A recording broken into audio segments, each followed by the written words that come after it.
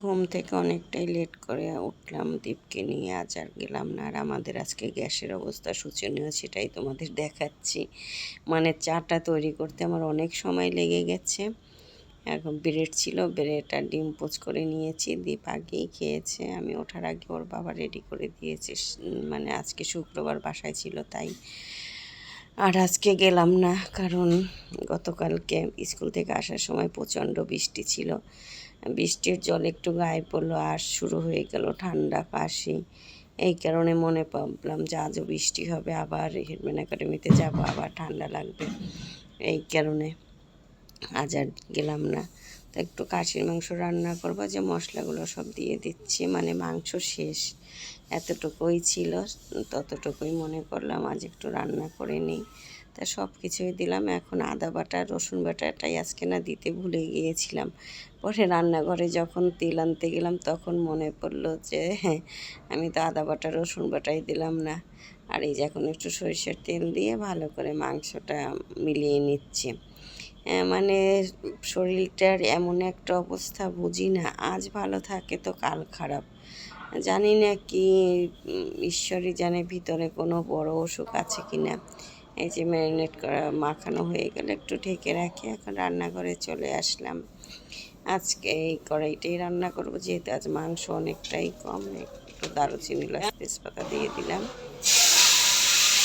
আর এই যখন মাংসটাও দিয়ে দিলাম, মাংসটা একটু নাড়াচাড়া করে ঢেকে রাখবো।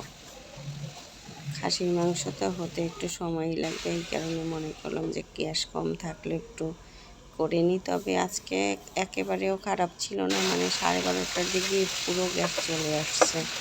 এই কারণে একটু করলা ভাজিও করলাম। কিন্তু গত শনিবার দীপকে নিয়ে হেডম্যান একাডেমিতে গেলাম, বিকেলে ছিল ওদের ক্লাস। মানে এমন অবস্থা, আমরা ভাতটা রান্না করতে পারিনি। 1:30টার সময়ও গ্যাস আসেনি, পরে আমরা ভাত গরম করে খেয়ে গেলাম। আসলে এরকমই হয়। আর এখন এই যে মাংসর আলুগুলো একটু ভেজে নিচ্ছি। মানে আলু দেখলাম সবই ছোট ছোট, যে খাসির মাংসের তো আলু বড় না হলে কিন্তু ভালো লাগে না, তাই আস্তে আস্তেই রাখলাম। মানে এখন ওই যে পুরান আলু, তো আলুগুলো কেমন জানি অত ভালো লাগে না। তা আলুটা ভাজা হয়ে গেল দেখলাম। এখন একটু এই মানে প্যানটাই একটু করে নেব, ফ্রাই প্যানটাই একটু করলা ভাজি করে নেব। দীপ আবার করলা ভাজি আসছিল। আর ডাল করলাম না, যেহেতু গতকালকে ডাল ছিল।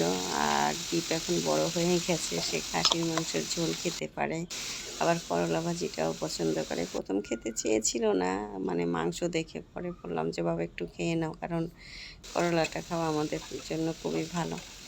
পরে খেলে এই জন্য ডালটা রান্না করলাম না। তো করলাটা একটু হলুদ লবণ একটু করে নাড়াচাড়া করেই করলাম, ঢেকে দিলাম। আর এই যে পাশের চুলায় আমার হচ্ছে মাংসটা মানে কষানো হয়ে গেছে। এখন ওই যে বোলটায় মাংসটা মাখিয়ে নিয়েছি, সেটাই জলটা দিয়ে দিলাম।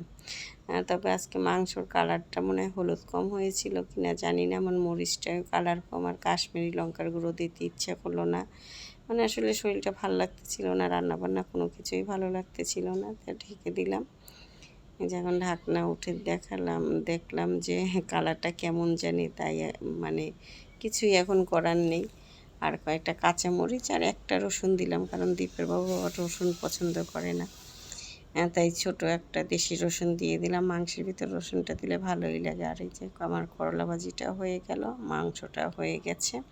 তা মাংসর তেল মানে সরি, মাংসটা হয়নি, মানে অনেকটাই হয়ে গেছে। এখন আলুটা দিয়ে দিলাম, কারণ আলুটা তো অনেক সিদ্ধ হয়ে গেছে, মানে ভাজার সময় সিদ্ধ হয়ে গেছে।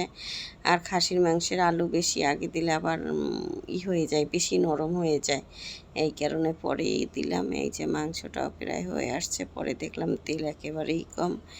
হ্যাঁ, তাই পরে আবার একটু দিলাম, মানে একটু ঘি আর একটু গরম মশলার গুঁড়ো, সেটা আর তোমাদের সাথে শেয়ার করলাম না। এই যে আমি বসে পড়লাম খাবারটা নিয়ে, দীপও আমার পাশে খাচ্ছে, দীপের বাবাও খাচ্ছে। তা আগে করলা ভাজিটা দিয়ে খেয়ে নিচ্ছি। করলা ভাজিটা অনেক টেস্ট হয়েছে। বাসায় বসে খাওয়ার মানে একটা মজাই আলাদা, কিন্তু দুপুরে তো আমাদের খাওয়াটা হয় না। স্কুলেই খাওয়া হয়। আর এই যে মাংসটা আজকে অনেক টেস্ট হয়েছে, আসলে মনে হয় শেষ হওয়ার সময় ভালো লাগে। দীপও বললো যে মা আজকে নরমও হয়েছে। তা খাওয়া দাওয়া হয়ে গেল, একটু ব্যালকনিতে চলে আসলাম। এই যে আমার সাদা ফুল গাছে ফুল ধরেছে, আর কামিনী ফুল একটা হয়েছে কিন্তু গন্ধ আসতেছে না কেন জানি না।